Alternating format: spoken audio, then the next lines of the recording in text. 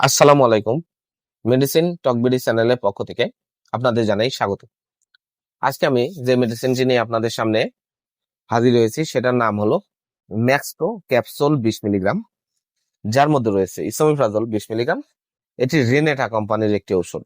আজকে আমরা ভিডিওতে ম্যাক্সপ্রো ক্যাপসুল 20 মিলিগ্রাম সম্পর্কে বিস্তারিত আলোচনা করব। এটা মূলত কি কি রোগে কাজ করে থাকে, এর মাত্রা ও সেবন বিধি কি, পার্শ্ব প্রতিক্রিয়া কি, এই সকল দিকগুলো নিয়ে বিস্তারিত আলোচনা করব।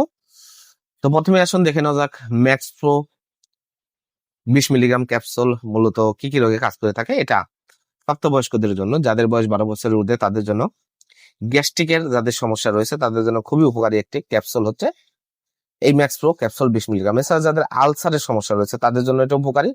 বুক জ্বালা পোড়া, বদহজম, খাবারের রুচি বৃদ্ধি করে, পেটে গ্যাস্ট্রিকের ব্যথা হলে সেই সময়টাতে ম্যাক্সপ্রো ক্যাপসুল 20 মিলিগ্রাম অত্যন্ত কার্যকারী এবং ভালো কাজ করে থাকে।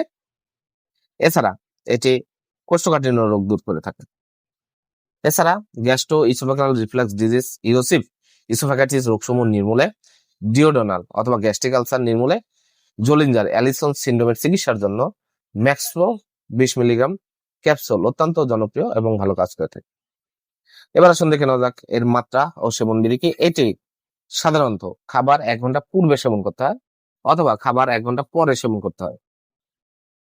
এছাড়া এটি গ্যাস্ট্রিক আলসার, বুক জ্বালা পোড়া, বদহজম, খাবারের অরুচি যাদের রয়েছে তাদের জন্য দিনে এবং সকালে একবার, রাতে একবার, দুটো করে ক্যাপসুল আপনারা সেবন করবেন। অবশ্যই খাবারের পূর্বে অথবা খাবারের 1 ঘন্টা পর আপনারা ওষুধ সেবন করবেন।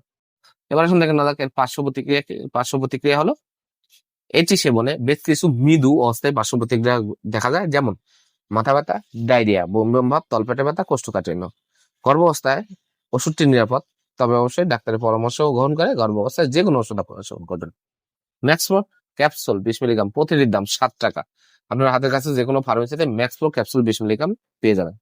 ধন্যবাদ আমার ভিডিওটি দেখার জন্য। পরবর্তী ভিডিও পেতে আমার চ্যানেলটিকে সাবস্ক্রাইব করুন এবং পাশে থাকা বেল আইকনটিকে প্রেস করুন।